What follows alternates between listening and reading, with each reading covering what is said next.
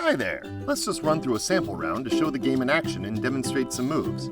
Most rounds of Exploding Kittens are actually a lot simpler than the one we're about to show you. So if you're able to follow along in this next example, then it's probably safe to say you have a solid understanding of how the game works. It's early in the game, so there's a big stack of cards in the draw pile. The chances of drawing an exploding kitten are low, so Mr. Bunny opts to just draw the top card without playing any actions first. He draws a card, it's not an exploding kitten. His turn is now over. Party Bear has a lot of powerful action cards in his hand, but he's feeling pretty confident this early in the game and decides to save them for later when circumstances are more dire, so he just draws the top card as well without playing any actions. Unfortunately for him, the top card is an exploding kitten. He has a diffuse card, which he plays by placing it in the discard pile.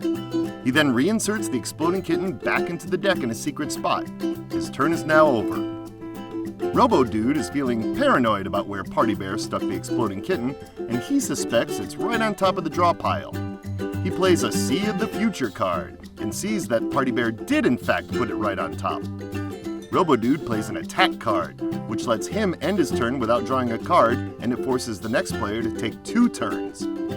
Mrs. Tyrannosaur doesn't want to draw the top card either, so she plays a Nope card. The Nope card neutralizes Robo-Dude's attack, so it's like it was never played in the first place. This means that it's still Robo-Dude's turn. He plays a Shuffle, which shuffles the draw pile. He then draws the top card off the freshly shuffled deck, and thankfully it's not an exploding kitten. Once again, he drew a card, so his turn is now over. It's now Mrs. Tyrannosaur's turn.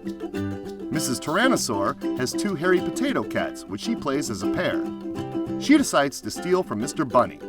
She gets a taco cat from him, which is useless on its own, but it turns out she has another taco cat in her hand, which forms another pair. So she plays those and steals from Mr. Bunny again. This time she gets a diffuse card.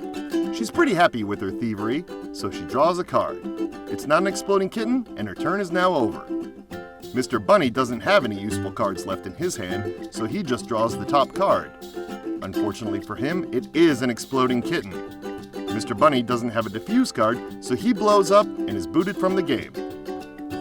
Because Mr. Bunny died, he does not reinsert his exploding kitten back into the deck.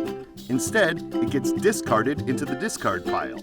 You only reinsert the exploding kitten when it's diffused by a diffuse card. This process continues until everyone explodes except for one survivor. That survivor wins the game.